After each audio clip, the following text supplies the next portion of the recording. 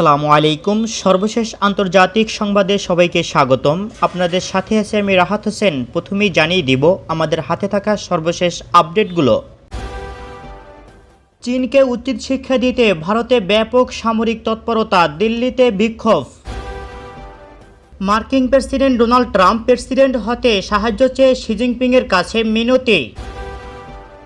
সিরিয়ার প্রেসিডেন্টের স্ত্রীর উপর নিষেধাজ্ঞা আরোপ করেছে আমেরিকা। দুই কোরিয়ার মধ্যে চরম উত্তেজনা, সীমান্তে সেনা পাঠাচ্ছে উত্তর কোরিয়া। সর্বশেষে জানিয়ে দিব বাগদাদে মার্কিন দূতাবাসের কাছে আবার রকেট হামলা, ইরাকি গণমাধ্যম। প্রিয় দর্শক, এতক্ষণ শুনছিলেন সংবাদ শিরোনাম, এখন বিস্তারিত। চীনকে উচিত শিক্ষা দিতে ভারতে ব্যাপক সামরিক তৎপরতা, দিল্লিতে বিক্ষোভ। প্রিয় দর্শক, এ সম্পর্কে আপনার মতামত কমেন্ট বক্সে জানিয়ে দিন।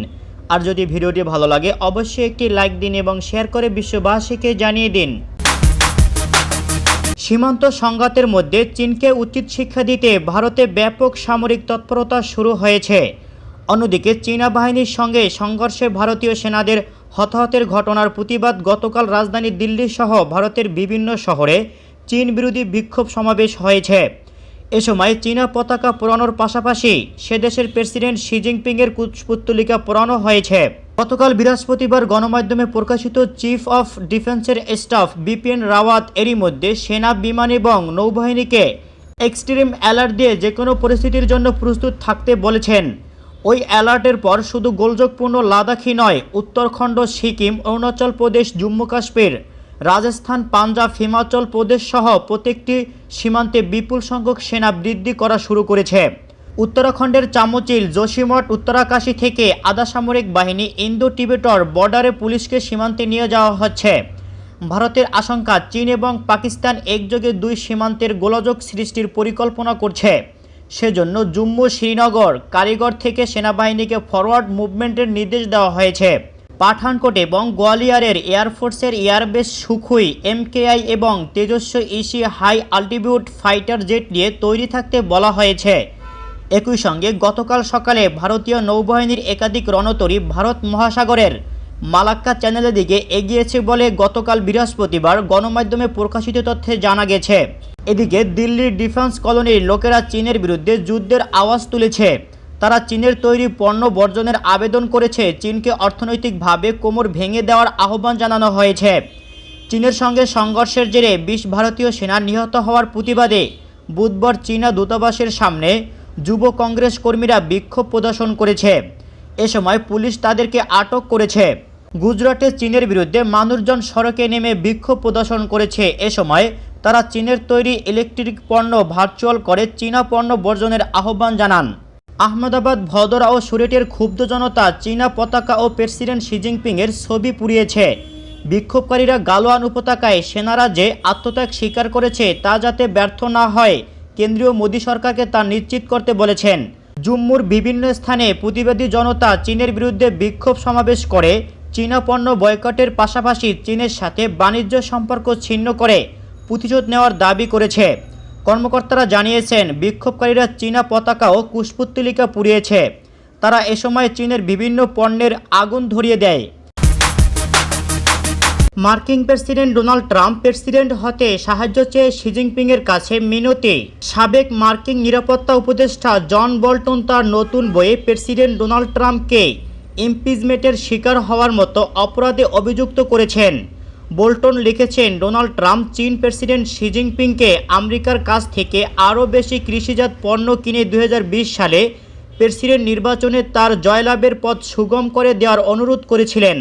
জন বোল্টন আরও লিখেছেন, ডোনাল্ড ট্রাম্প হোয়াইট হাউসকে কিভাবে চালাতে হয় সে সম্পর্কে অসম্ভব রকম অজ্ঞ ছিলেন এবং তা তাকে বিস্মিত করেছে। জন বোল্টনের দ্য রুম হ্যানাই ইট হ্যাপেন্ড বা ঘটনা ঘনঘটার কক্ষ নামের 577 পৃষ্ঠার বইটি আগামী 23শে জুন বাজারে আসবে বলে কথা রয়েছে। কিন্তু ডোনাল্ড ট্রাম্প প্রশাসন বইটি প্রকাশ বন্ধ করে দেওয়ার আপ্রাণ চেষ্টা করছে। মার্কিন বিচার বিভাগ বুধবার রাতে বইটি প্রকাশ বন্ধ করতে জরুরি নির্দেশ চেয়ে আদালতে আবেদন জানিয়েছে।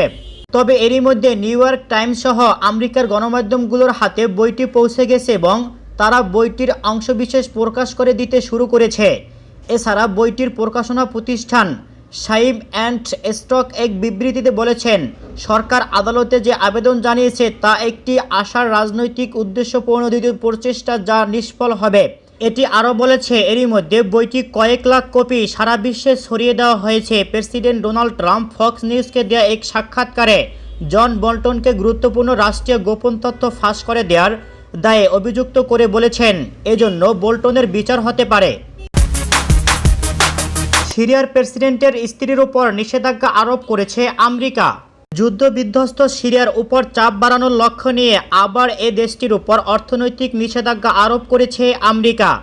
যখন উগ্র সন্ত্রাসী গোষ্ঠীগুলোর বিরুদ্ধে দায়েশ সরকার একের পর এক বিজয় অর্জন করছে, তখন ওয়াশিংটন এই নিষেধাজ্ঞা আরোপ করল। সিরিয়ার প্রেসিডেন্ট বাশার আল আসাদ এবং তার স্ত্রী আসমা আসাদের 39 জন ব্যক্তি ও কোম্পানির বিরুদ্ধে আমেরিকা এই নিষেধাজ্ঞা আরোপ করেছে। তবে আমেরিকা এই প্রথমবারের মতো বাশার আল আসাদের স্ত্রী আসমা আসাদকে লক্ষ্য করে কোনো নিষেধাজ্ঞা দিল। এর আওতায় এ সমস্ত ব্যক্তির ওপর অর্থনৈতিক এবং ভ্রমণ নিষেধাজ্ঞা থাকবে। গতকাল বুধবার মার্কিন পররাষ্ট্রমন্ত্রী মাইক পম্পেও এক বিবৃতিতে বলেছেন, নতুন আইনের আওতায় ডোনাল্ড ট্রাম্প প্রশাসন সিরিয়ার বিরুদ্ধে আরও অনেক নিষেধাজ্ঞা আরোপ করবে। এর আগে আমেরিকা এবং ইউরোপীয় ইউনিয়ন সিরিয়ার উপর নিষেধাজ্ঞা আরোপ করেছে, যার আওতায় সিরিয়ার বহু কোম্পানি ও রাষ্ট্রীয় প্রতিষ্ঠানের সম্পদ জব্দ করার ব্যবস্থা রয়েছে। কিন্তু নতুন নিষেধাজ্ঞা আরোপের ফলে কোনো ব্যক্তি দামেস্কের সাথে কোনো রকমের লেনদেন করতে পারবে না। যদি কোনো ব্যক্তি বা প্রতিষ্ঠান দামেস্কের সঙ্গে লেনদেন করে, তাহলে তাদের সম্পদ জব্দ করার ব্যবস্থা থাকবে। অনেকেই মনে করছেন, নতুন নিষেধাজ্ঞার আওতায় সিরিয়ার জনগণ বেশ কিছু গুরুত্বপূর্ণ ঔষধ এবং পণ্য সামগ্রী আমদানি করতে পারবে না। দুই কোরিয়ার মধ্যে চরম উত্তেজনা, সীমান্তে সেনা পাঠাচ্ছে উত্তর কোরিয়া। দক্ষিণ কোরিয়ার আলোচনার প্রস্তাব প্রত্যাখ্যান করে সীমান্তবর্তী অসামরিকীয়তা অঞ্চলে সেনা পাঠাচ্ছে উত্তর কোরিয়া। সীমান্ত দুই কোরিয়ার মিলনায়তন লিওজু অফিস উড়িয়ে দেওয়ার একদিন পর বুধবার সেনা মোতায়েনের ঘোষণা দেন কিম জং উনের বোন প্রভাবশালী নেত্রী কিম ইয়ং জং। পিয়ংইয়ংয়ের এই সিদ্ধান্তের তীব্র প্রতিক্রিয়া জানিয়েছে দক্ষিণ কোরিয়া। সেনা মোতায়েনের ঘোষণার কয়েক ঘন্টা পর এক বিবৃতিতে কিম ইয়ং জংয়ের বার্তাকে খুব রূঢ় বলে অভিহিত করেছে দেশটির প্রেসিডেন্ট কার্যালয়। খবর আল জাজিরা। চলতি সপ্তাহে নতুন করে দুই দেশের উত্তেজনার মধ্যে মঙ্গলবার উত্তর কোরিয়ার সীমান্তবর্তী শহর কেইসংয়ে দুই কোরিয়ার মিলনায়তন বোমা মেরে উড়িয়ে দেয় উত্তর কোরিয়ার সেনারা। এ ঘটনার তীব্র নিন্দা জানানোর পাশাপাশি দ্বিপক্ষীয় আলোচনা শুরু করার জন্য উত্তর কোরিয়ার প্রতিনিধি পাঠানোর প্রস্তাব দেন দক্ষিণ কোরিয়ার প্রেসিডেন্ট মুন জাই ইং। কিন্তু উত্তর কোরিয়ার নেতা প্রভাবশালী বোন কিম ইউ জং ওই প্রস্তাবকে কৌশলী ও কুচক্রী বলে প্রত্যাখ্যান করেছেন। কিম ইউ জয়ের এ বক্তব্যের তীব্র নিন্দা জানিয়েছে সিউল, একে কাণ্ডজ্ঞানহীন ও অত্যন্ত রূঢ় বলে মন্তব্য করেছেন।